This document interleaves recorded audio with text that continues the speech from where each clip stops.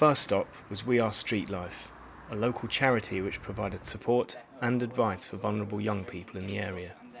We spoke to Dan, who had used the charity's facilities in the past. Blackpool's got this veneer on the top of it of fun. My friend is a musician, Tamsin she's called, and she wrote a song called The Town That Had Too Much Fun. For tourists, it's quite a fun place, but when you live here, I can't remember the last time I went to the Pleasure Beach or the Sandcastle or the Tower. And you can walk down the prom, and they've spent millions redoing the prom and digging up, new tram lines and stuff, millions and millions of pounds. And then you step back literally a street or two, and there's literally people starving, and people with nowhere to live. They set up this charity because they needed it in 1982, and they set up the emergency shelter in 92. So that's pre-austerity, it's pre whatever else was going on. So there's obviously a need then. It just seems to have accelerated. That's the issue for us. We seem to be picking up what we shouldn't be picking up, due to cuts or whatever, and it's just adding pressures. And why you hear lots of increase on mental health.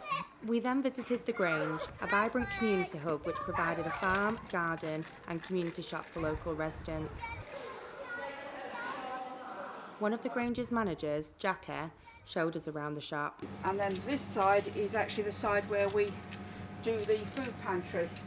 There, 3 for 1 point, 2 for 1, 1 for 1, 1 for 1, and then that's the dearer stuff, which means that if you get 12 points for 3 hours work, you get a basket and then you just come and do your own shopping. You've got a chiller there and you've got a freezer there, and somewhere around there is fresh bread as well that they can have. So they come and do their own shopping. If I was being honest, I would think probably a good half of those people have got some sort of issue with either depression or other mental health issues. Because circumstances have gone and they've just got themselves into a hole and they don't know how to get out of the hole. I was talking with 2 other ladies, and they were saying about how they suffered physical abuse at home. And we're talking about women that are in their 50s, late 60s, and you're listening to that and you think, they've done the best they can to make something of their lives, but you see their kids and their generation that's going on. You can see if you're not careful the pattern emerging.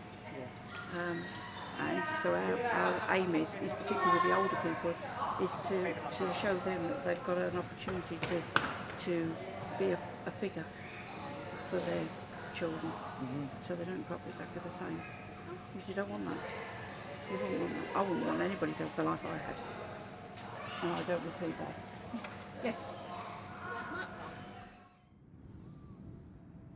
The following day, we were holding an event at the Winter Gardens Concert Hall where we had invited a broad range of community leaders, commissioning bodies and other local organisations to see if there was a way that we could help to facilitate a way forward for Blackpool's ongoing mental health crisis.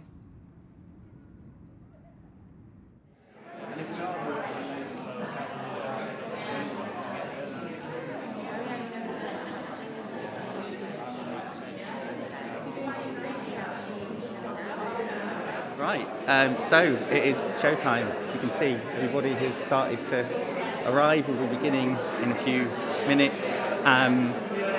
I guess to summarise what the purpose of today is, it's to highlight that although we know that there are lots of issues in Blackpool at the moment, there's also a lot of people working really hard to try and do something about them. That's why we've got so many people here today.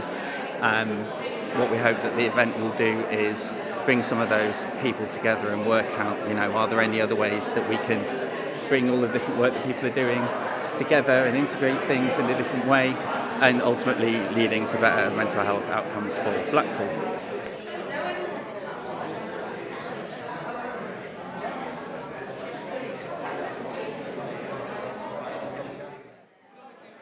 To respect the privacy of the conversations at the tables, we invited anyone who wanted to talk to us into a neighbouring room so they could tell us what they thought the solutions were for Blackpool.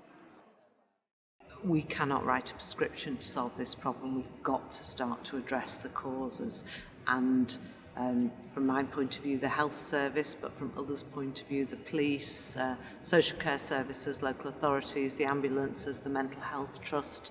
None of us can solve this problem on our own. Blackpool is a very deprived area. There's really poor housing. The education system is not quite as good as it should be. Unemployment is high. People on benefits is high. Although being in debt or being out of work doesn't make you mentally ill, it does affect your mental well-being, and then as you start to lose hope and you can't get any support, your mental health deteriorates. So I think we need to address the social issues in Blackpool if we're ever to improve the mental health of the town generally. I think we've got a bit of a perfect storm in that over the years the number of mental health beds has been reduced. Community services may not have had the amount of investment that the community services may have needed and required to bolster that community provision. Everywhere's been cut in terms of our funding for ambulance service, etc., social care. There just doesn't seem to be the services out there that are available that would keep people sort of on an even keel, for want of a better phrase. That people are struggling more. You know, there's austerity, people with substance misuse issues, housing issues, unemployment, money issues, etc., that are all compounding the fact that people are struggling. What today's done, it's got people from every aspect of our system, from our users and carers, people from the health service and the police and social care and mental health services and the voluntary and community and faith sector, all sitting down, talking about what some of the solutions might be. And we're only going to address this problem with a whole range of solutions working in partnership across. So something like today helps us focus on how we can not only put support in to develop resilience, but how we can signpost people to support when they start to develop problems.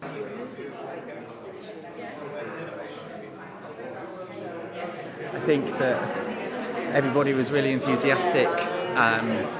Everyone was willing to listen to different perspectives and take them on board and understand the difficulties that other people who maybe are on the other side of the problems they're dealing with, the problems that they had too, which was fantastic. I think we had a group of really interested people in the room who are also the right people to take some of the stuff that we heard forward.